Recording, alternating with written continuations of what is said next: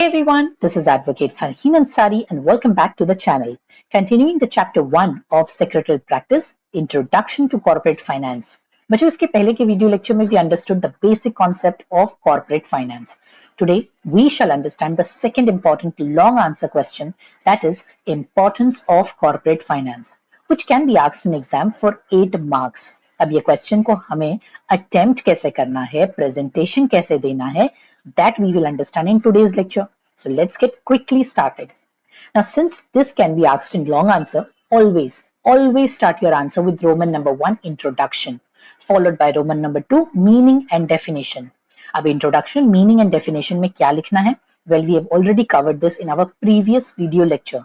If you haven't watched the same, do watch it for your good reference. Moving on to understand the importance of corporate finance, जहां आप answer point wise लिखोगे, हर point में 2 से 3 line का explanation is enough. अब बच्चों इस video lecture में I will help you understand the concept. Explanation के कंटेंट के लिए you will have to refer the government text book. Now आपके क्विक रिमेम्बरेंस के लिए, हर लॉन्ग आंसर के लिए I have created a funky keyword ताकि आपको पॉइंट्स याद रखने में आसानी हो. अब इंपॉर्टेंस ऑफ कॉर्पोरेट फाइनेंस के पॉइंटर्स को याद रखने के लिए the keyword is DOP screen. Corporate finance क्यों इतना इंपॉर्टेंट है किसी भी बिजनेस में, चलिए अंडरस्टैंड करते हैं डिटेल में. सबसे पहला डिसीजन मेकिंग के लिए. अब बच्चों take an example of our house. घर में जब मम्मी के हाथ में पैसे होंगे तो मम्मी डिसाइड करती है कि दिवाली एंड ईद पे बच्चों के लिए कितने कपड़े लाना है. अगर फंड्स अच्छे हो, जो कपड़े के साथ साथ नए जूते भी आ जाएंगे. अब अगर फंड्स उतने नहीं है तो जहां 2 जोड़ी कपड़े लाने थे वहां एक ही जोड़ी कपड़े आएंगे.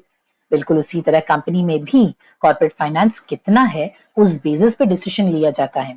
ऑप्शन तो बहुत सारे हैं, लेकिन कंपनी के फाइनेंस के हिसाब से इन्वेस्टमेंट चूज किया जाता है कि जहां से बेटर रिटर्न्स ऑफ प्रॉफिट हो. इसीलिए corporate finance plays an important role in decision making. अब बच्चों assets means plant and machinery. कोई भी मशीन चल चल के एक दिन पुरानी हो जाती है, फिर उसमें काम निकलने लग जाता है. कभी ये पार्ट खराब तो कभी वो पार्ट खराब.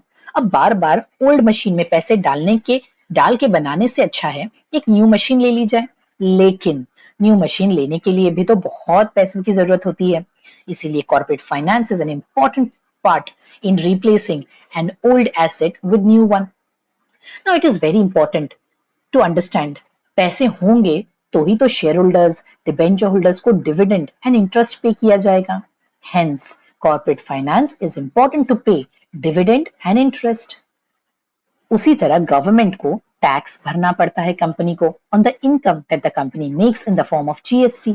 Likewise, कंपनी में बहुत सारे regular, monthly, quarterly, annual compliances होते हैं which the company has to do with ROC, that is Registrar of Companies, जहां फॉर्म फाइल करना होता है, फीस पे करनी होती है. अब फाइनेंस होगा तो ये सारे पेमेंट देंगे ना, वरना हर जगह लेट सबमिशन की वजह से एक्स्ट्रा पेनल्टी लगेगी. इसीलिए corporate finance is important to pay taxes and fees. एक कंपनी को चलाने के लिए बहुत सी चीजें होती है, जैसे एम्प्लॉयज की salary, electricity bill, repayment of loan, purchasing of raw material etcetera. अब ये सब रूटीन एंड रेगुलर एक्सपेंसेस हैं. अगर ये सब खर्च नहीं किया तो कंपनी को चलाना मुश्किल हो जाएगा. अब आप बताओ, कंपनी को प्रॉफिट हो या ना हो, अगर हमने एम्प्लॉय को मंथ ऑन मंथ सैलरी नहीं दी तो क्या एम्प्लॉयज काम करेंगे? नहीं ना. इसीलिए corporate finance is important to run the business smoothly. अब बच्चों कंपनी में बहुत से डिपार्टमेंट्स होते हैं, जैसे sales department, purchase department, finance department, legal department etcetera. Every department is interdependent. अब अगर फाइनेंस डिपार्टमेंट ने फंड्स प्रॉपरली रेज नहीं किए तो परचेस डिपार्टमेंट रॉ मटेरियल कहां से परचेस करेगा? अब रॉ मटेरियल ही नहीं परचेस हुआ है तो प्रोडक्शन डिपार्टमेंट क्या प्रोड्यूस और मैन्युफैक्चर करेगा? अब अगर कुछ प्रोड्यूस और मैन्युफैक्चर ही नहीं हुआ है तो सेल्स डिपार्टमेंट मार्केट में क्या बेचेगा? इसीलिए corporate finance is important to have proper coordination between various departments in a company. अब किसी भी नए प्रोजेक्ट को स्टार्ट करने के लिए फंडिंग चाहिए. फंडिंग कहां से आएगी ये भी एक बड़ा सवाल है. इक्विटी रेज करके लाए या फिर loan, because both equity and debt has its own advantages and disadvantages. Business के स्ट्रक्चर को ध्यान में रख के कैपिटल रेज किया जाता है. इसीलिए corporate finance is important to make right decision before any new project. Now as it states, don't sell what you have, sell what is needed. कोई भी न्यू प्रोडक्ट डायरेक्ट मार्केट में launch करने से पहले कंपनीज ह्यूज अमाउंट स्पेंड करती है R&D पे to evaluate the market. Market के नीड्स एंड उस हिसाब से अपने प्रोडक्ट बनाने के लिए। डायरेक्ट प्रोडक्ट बना के लॉन्च करने के बाद फेल होने से अच्छा है पहले रिसर्च कर लो कि मार्केट में किस चीज की रिक्वायरमेंट है, so that you can make the right product. अब R&D में काफी पैसा लगता है, बट ये जरूरी भी है। इसीलिए corporate finance is important to undertake research and development. Obviously business कभी एक स्टेज पे नहीं चलता है। बिजनेस को एक्सपांड एंड डाइवर्सिफाई करना बहुत जरूरी है, so that it meets the need of public. जैसे take an example of Reliance company which started in 1957 with a yarn trading business. Slowly it expanded and moved in telecom business. आज it's India's largest retail industry with the diversified business into energy, school, hospital, fashion and beauty. अब ये diversification रातों रात नहीं हुए। काफी research and market studies के बाद ये डाइवर्सिफिकेशन हुआ, which incurred huge capital.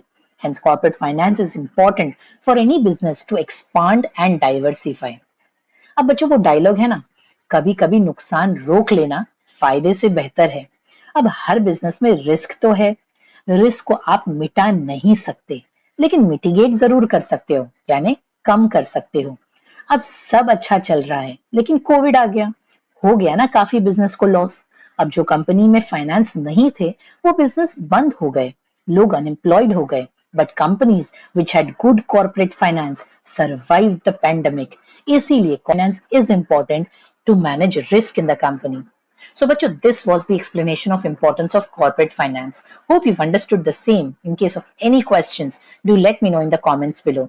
Stay tuned for the next video. And for the notes on this topic, do join my Telegram group, of which the link is provided in the description below. Until we meet next time, thank you everyone. Bye bye.